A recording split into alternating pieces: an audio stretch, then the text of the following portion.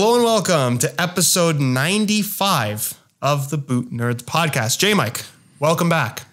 The new year is here. 2021. New Year's is here, and well, the new year is here. New Year's has come and gone. It's 2021. We're back here with the first podcast of the new year, and what a way to start! Because I have in my hands the brand new Predator Freak Plus that we are going to talk about. But first things first, how has life been in Canada since we last spoke, my friend? Pretty good. Pretty good. As usual, can't complain.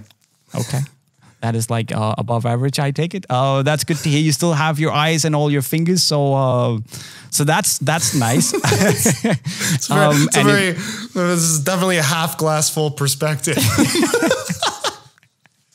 All your limbs are still intact? Yes. Okay, great. Good to hear. All good. Like brain still broken, all that stuff. But you know, that's the way it goes. Nah, I'm playing, but good to hear.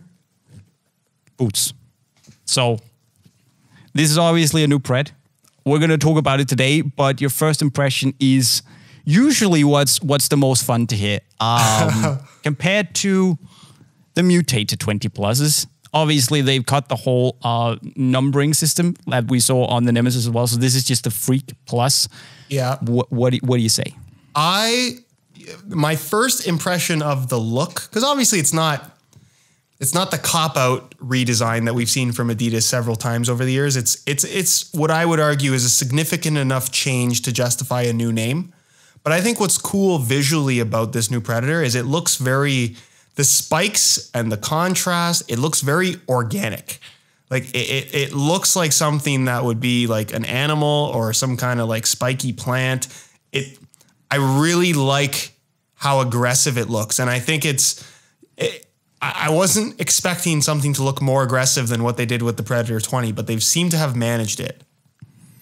And that's, I think the brand people at Adidas would absolutely love you. I mean, you're going to get a Christmas card for 2021 just saying that, the whole animal thing. Obviously, this is what they're going for, this whole really animalistic, like very wild vibe. And I think you're right. They actually managed to make it even more spectacular and out there than the 20s, but it still looks, as you say, it still looks very organic. Things flow nicely into each other, and the little changes they look to be more significant than they are on paper when you start to look at it. So just to take you guys through the actual changes, there are a few ones. Obviously, the collar shape has changed a little bit. Instead of just being like a tube sock, we have this almost like Nemesis style overlaid band construction where you have this upper band kind of pushing you backwards into the heel counter sitting in the pocket there. Fits pretty nice. This is still obnoxiously big for no apparent reasons. Then you have a new set of or a new what do we call it? New variation of the demon skin spikes. There are fewer of them. So instead of having 406, you have 225. They have a new shape. They're slightly longer, slightly more pointy than on the Mutators, which is nice. So despite there being fewer, they're still pretty grippy. You have some spikes on the tongue if you ever want to shoot with that area of your foot for reasons unknown to man. You have a new set of ID stripes on the inside that looks a little bit, I reckon, like the Instincts, so pretty nice, and that is more or less it. In terms of what's new. Yeah. It's still the prime knit upper, prime knit tongue, still the control frame outsole, exactly the same as we saw before, and it works. Yeah, I don't know. I really like, visually, I think it has even more impact than the first one did, which I thought was going to be difficult to do. And I really like, I know you just pointed it out as completely unnecessary having the spikes across the top of the foot where the laceless system is. But the one thing that when laceless boots came back onto the scene in 2016, I think what I was most excited about is like, okay, the boot's not going to have laces, but what are they going to put in that space instead? Yeah. And we haven't seen anybody do anything until now. So even though it's arguable that that's not going to be super effective, like I guess when you're like juggling or something, maybe I could see also for a goalkeeper, like drop kicking the ball could potentially have some impact for them. But I don't know. I like the way that it looks. It's it's something that's not going to hurt the performance of the boot in any way at all. You could argue it's very gimmicky, but I like that they did something different. And without ruining what I think everyone liked about the Predator 20 in the first place. I agree. And if it's, it's probably mostly a visual thing. And I like the idea behind it. I like it. It kind of completes the look and makes it look a bit more wild and predatory. It's like the mutation of the mutator, so to speak. Pretty cool. And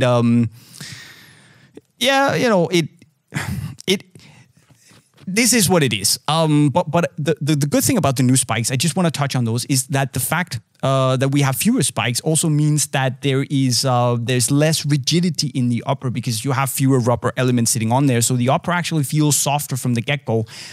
And I really appreciate that. It feels like these are actually more comfortable than the mutators out of the box. And that's really cool. This new sock construction offers a slightly firmer hold to the heel, which is also something I appreciate. And if they'd actually taken the collar down to here, I would have been pretty happy because this is just, there's no point. But very solid update overall. Our new spike shape is still very efficient. It's not too aggressive because there aren't as many. I didn't trip over the ball in these, which is, I guess, progress compared to the mutators. So yeah. Solid upgrade, and this is, again, we've said it quite a few times, but this is what like a facelift should be, where there's a significant enough change that you can really go out and say, okay, this is a different experience to the last one.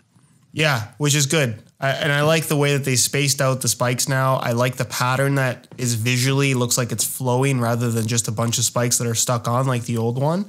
And you're right, when they space them out like that and changing the angle and shape ever so slightly, there's more of a break in the grip. So it's not as overwhelming the first time you wear it. Obviously, if you wore the previous gen Predator, you're going to feel right at home in this new one. But if you're wearing these for the first time, having the grips more spaced out, I think, is actually beneficial because you're not getting the stickiness on the ball when you're dribbling necessarily, but you're getting that extra grip when you actually want it for controlling the ball and striking the ball. So it's a well thought out design. It's a good refinement of what they were doing before.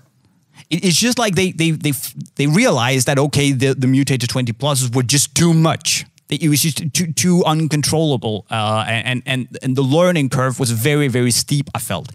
I ended up liking them a lot because I played a lot with them, but I feel this is a little easier. It's more like entry level into the world of SL rubber spikes, and I think they've done a pretty brilliant job with these. Colorway, I'm not exactly like super excited about. I think it looks a little bit like blue and yellow just never sits right with me. It just looks cheap. But with that said, I think we've got a potential here with the shape, the overall pattern design to make some pretty outstanding colorways. Yeah, there's definitely going to be some cool stuff. And I like how, I think maybe a little bit more so than the Mutator, the spikes have become a big part of the visual design now. So yes, because you're always going to see that contrast against the laceless area. So very cool. I'm excited to see what they're going to do in terms of colorways. And as a launch colorway, honestly, not bad. There's been worse Predator launch colorways. You're Way right. Worse. You're right saying that. It would have been nice to see this in black and white and red again, but I guess, seeing that the Mutator came out in that colorway, it wouldn't sit. Yeah. And this is like thinking back, black and yellow and blue has been kind of they've done it a few times before at least. So I guess it works and it's not ugly and I don't hate it. So yeah, job well done. So what they've kind. also done. such nice criticism there. It's not that ugly. I don't hate it. It's moderately okay. Yeah, moderately okay. Yeah. What they also did, which I actually like a lot, is the Freak 0.1 lows. Again, they're not called Freak 21 point. Freak 0.1 lows, and unlike last year where you saw a variation in the spikes from the Plus to the 0.1 models, these are actually the same spikes as you get on the Pluses, and that is a very cool thing. Now, this has 15 spikes less than the Pluses, but because there are 18 spikes on the tongue area of the Pluses and none on the 0.1s, I guess it's more or less the same. So, so yeah. you feel a difference, but you don't really feel a difference when you're wearing them. So yeah. Yeah, I like to see that, because I think that was one of the big complaints with the Predator 20 is that the Plus had this very extreme design. It had more spikes. The patterns on the upper looked more premium than what you got on the 0.1 variations. A lot of people were upset about that. So I'm glad that they've kind of corrected that and have acknowledged, as we saw with the X Ghosted Plus and 0.1, that, hey, these are both top-end models. Obviously, they want the Laceless Plus model to be the flagship. That's the one you're going to see in the vast majority of the promotion. Sure. But the 0.1 is arguably more popular. It's obviously less expensive as well, and they're no longer neglecting that area of their consumer base, which is good. And this is, again, fewer spikes, softer upper. These are very, very comfortable. And I reckon if you like the 20.1 lows, you're going to love these even more. Tongue has been a little more refined. It's not as difficult to get on anymore. It's not as tight on the top of your foot, which some people had a problem with. So for me, this is like, yeah, this is definitely the right direction for the lows. Yeah, look, we often, I feel, get on brands for not changing enough or changing too little. I think they did such a big thing with the Predator 20 generation in terms of going in this new direction. And while not everybody loved them, I think it went over pretty well considering how much unique tech was featured on that boot. So I guess what we should have expected and what we should have asked for, which I think is what we got with this new generation, is a refinement of what they did with the Mutator. So look, they did a good job. We still don't have the Fusion Skin version, which Adidas, we need this. Yes. 2021. Oh, yes. 2020 was a rough year. We need this. We need this. If you're watching, we will take 20% because we asked for a whole year. We're into the new year. We need this one. I like the fact that they've ignored us for a full year while asking for 10%. We bump up the price and then we're pleading for them to give it to us at a higher commission. That's pretty Jay, good. we need to get some lawyers involved and just have, imagine getting a group of lawyers, just have them watching the whole year of Boot Nerds podcast and trying to pick out which ideas were stolen from us. That's what we should do. I mean, I'm down with all the 10% claims we've been throwing out there. We'd be millionaires by now, my man. we just need a couple of those to land, and we're good to go. Throw enough stuff at the wall and hope it sticks. But I mean, yes, it would be really nice. And if they can bring back, let's say an accelerator or even a Mania, or I mean, it could be the absolute design. We talked about remakes last episode, and so many things they can do and bring it back with the design of an old boot, Fusion Skin, and these rubber fins, and we would be golden. Yeah. But in general, overall, great job. I'm very happy with what the next gen Pred turned out to be. Yes, I think this is an, I'm not going to say an early contender for Boot of the Year because there's going to be a lot of good stuff this year. But I think when we're going to make our top 5 best boots of 2021, this 20.1, what am I saying? Freak.1 low is going to be pretty high up the list, especially your list. I reckon you'll like these a lot. Yeah, for sure. So let's see what happens. Josh, any other comments on the freaks? No. I'm looking forward to a good 3 months of calling it the Predator 21 on accident, because that's going to happen.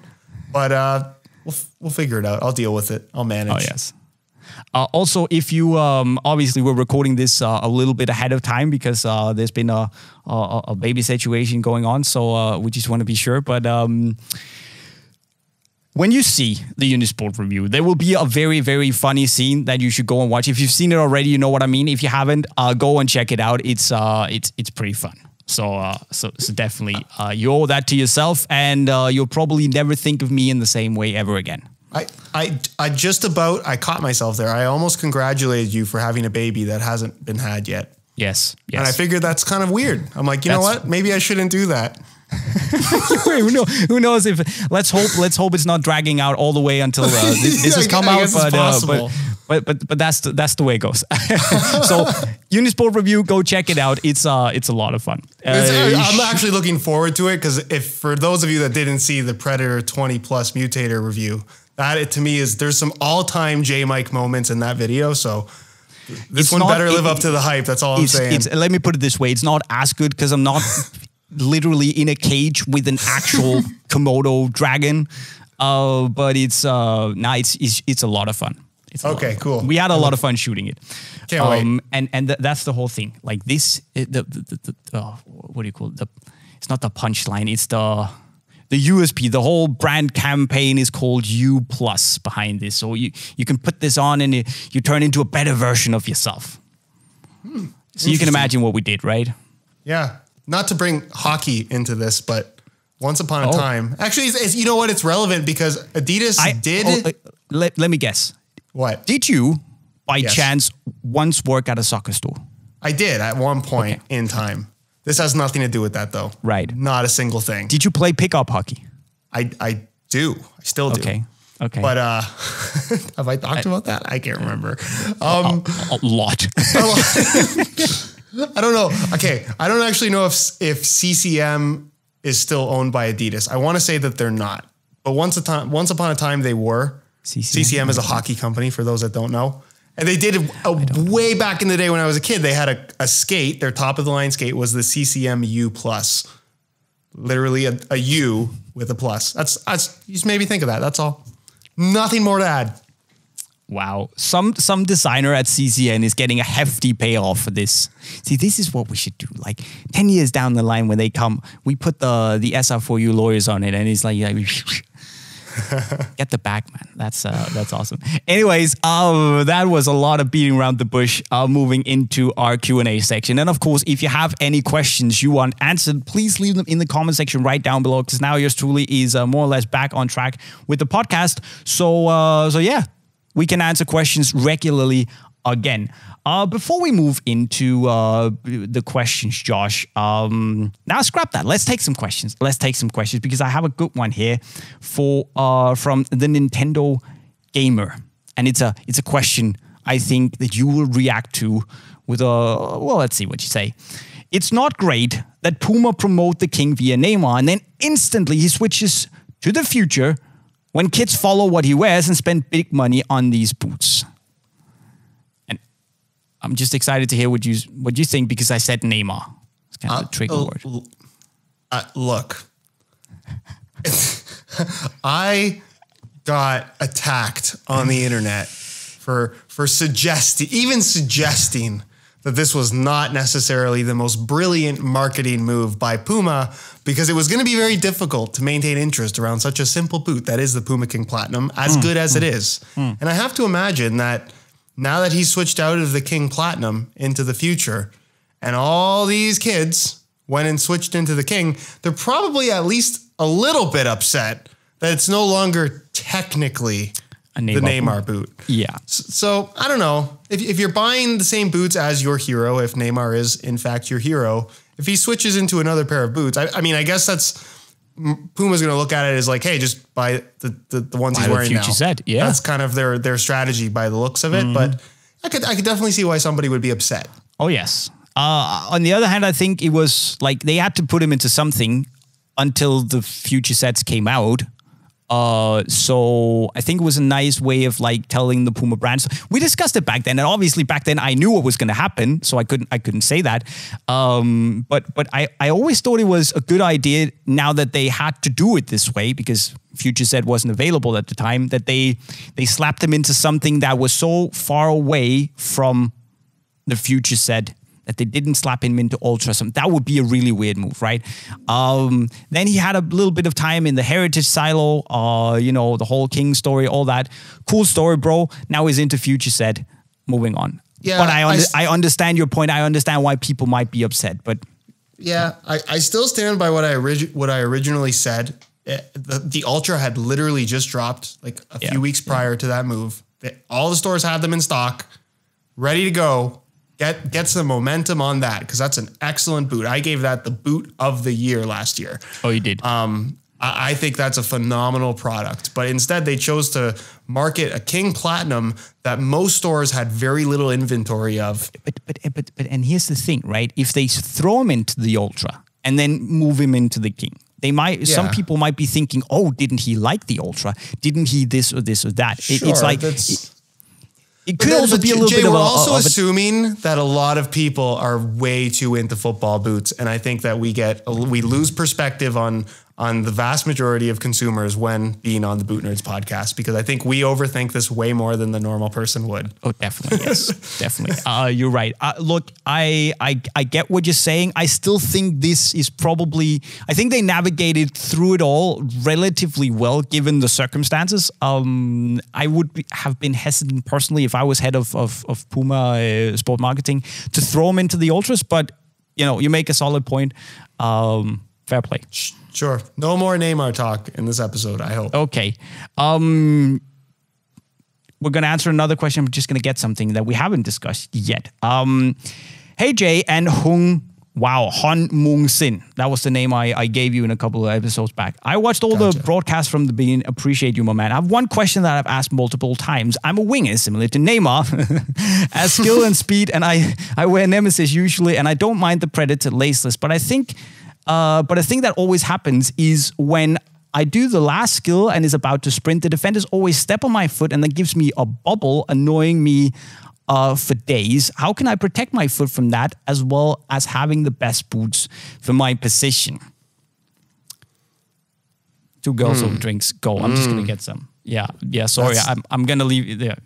That's a really tricky question, unfortunately, because I don't think that your boots are necessarily the cause of this issue.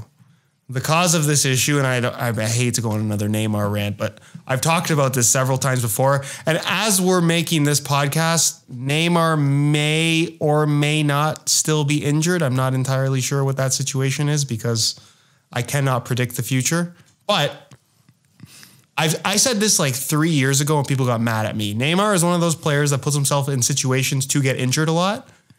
And I feel like that's what you're doing, and it's not the fault of your boots. It is what it is. You can try to get a football boot with a little bit more protection, something with maybe a leather up or a little bit of padding. Doesn't sound like that's what you're interested in. But if you get stepped on, it's going to hurt. And the best way to not get stepped on is try not to put yourself in situations to get stepped on. Exactly. I think it feels like a very obvious thing to say, but you just got to get out of the way quicker. Like if you get stepped on a lot, you can't buy a boot that will protect your feet because, you could buy. Do you remember the socks that were out back in like 2011 called Meta socks? I do remember those. Yeah. I do. Like, shocking product. Absolutely shocking. I wore them back then. I thought this is any other sock companies, but my God, I remember getting a pair of, I don't know if they sent them to me or I don't know how I ended up with a pair. This was very early on, maybe 2012. Sure. Long time ago. And I was just stunned that this was a real thing that people would actually wear. I thought back then when they came out, the concept was brilliant, but the quality of the sock was just like, it was brutal. Yeah, the sock was really bad. And also, like, there was definite protection from wearing that. But like it was so big, you would literally have to go up half a size just to get them in your boots. You couldn't put your boots on. And that was before one-piece uppers. Like seriously, now you wouldn't even be able to get your boots on. It wouldn't work. True. So I would say definitely it's about you teaching yourself to move your feet faster. Get your feet out of the way so you don't get stepped on. I understand, getting injured, getting these bubbles or blisters or like, what do you call them? Bumps. Bruises. But it's not a blister. When you get stepped on, you get like a little like red bump on your, what's that called in English? It's like you're just swelled. I don't know if there's a word for that specifically. In Danish, we call it a bule. A bump. A bule. Yeah, Gotcha. A bule. Yeah, Danish is a pretty language. But that is what I would say. Get your feet out of the way. Right. So Giancarlo Villanueva. So we're not going to talk about the green Unisport Puma boots. These. Oh, geez. Those came out of nowhere, by the way. I had no idea those were coming out. You did not inform me about those. I didn't, and I'm sorry. There was a lot going on last year, and we made these. by now they're sold out. A long time ago, they sold out in a couple of hours. We also only made 25 pairs of these in the world, so there aren't many pairs around. They're basically just made to celebrate our 25th anniversary. They have this modern fashion logo of mashup print all over. Unisport anniversary logos, and Puma logo. Pretty cool. Nice to see a white Ultra, I think. Pretty cool looking. Navy laces, and the tooling is just cool. Yeah, really. I actually really like those. It's a lot going on, but it surprisingly works quite nicely. And as soon as I saw those, I immediately thought I really want a white pinstriped Puma Ultra now, because that would look sick. Well, I would love to send you a pair, but yeah, 25. So sorry, but you should Puma should totally do one of like a white pinstripe. So I haven't asked. I think I know the answer. Obviously, if you've seen my top 10 best looking football boots of the year list, you'll know that the Drip was very, very, very high up my list. Would you rank this higher than the Drip? I would not. No, personally. I agree. No, I agree. It's fun and it's decent. The tooling is very cool, but it's nowhere close to the Drip. But yeah, so now we talked about those very, very, very, very late, but that's the way it goes. Can't talk about it. We got them in there. We squeezed it in eventually. Yes. Last question here of the day, and that is from Charlie Stewart. You guys should do a video and make a dream all-time lineup for each top brand. Take any generation asylum and make the ideal 3-boot lineup for each of the top brands, taking into consideration the need for variety in the brand's lineup, speed, leather control, power. I think that would be really interesting. Have we done this before? I don't think so. Good. And if we did, it was long enough ago to where I don't remember. Well, we will have to do a search before doing that idea, just to make sure that we haven't done it before. But I really like it. I think it's cool, and you could have a lot of fun with that. The funny thing is that if we just go on, I know we can't say objective performance, because that's like, do we know enough to say if something is objectively good? But if we go on like just look at performance, what we think is the best performing boot, we would probably just pick from the current lineups, right? So I think we should combine a little bit of everything when we finally do that. Yeah, no, it would have to be, you'd have to be a little bit more lenient on that. Yeah. Because some look, stuff from even 5 years ago can be dated in certain cases, depending on what you like. But I definitely think that you could go back a solid 15 years and pick a good lineup for at least the big brands. Yes. Yeah. I would love to do that. I think that's a very good episode. Yeah. Let's do that at a later point. So Charlie, we're not going to answer your question right now. Apologies, but we're just going to turn it into an episode at a later point alongside our best, what was it? Best Predator boots ever made. Like Predator tier list. Best Predator tier list. Ooh, that's going to be a good one. That would be cool. So, ladies and gentlemen, friends and family, that was the last question of this episode of the Boot Nerds podcast, episode 95. Only 5 to go until we reach 100. Can you believe it? It's actually been a wild ride. Again, thank you for tuning into the Boot Nerds podcast. If you want to listen to all of these and not watch our faces, you can go to bootnerds.com and actually just look up, if you want to watch it, listen to it on Spotify or Apple Podcast, wherever. You can do that. Also, don't forget to leave your questions in the comment section right down below. Go subscribe to Josh's channel over by his face, Unisport channel over my face, and of course, subscribe to the best podcast on the internet when it comes to football boots. Click the white bubble in the middle of the screen, and with those words, I have been JayMike, and I approve this message. Thanks for watching. Thanks for watching.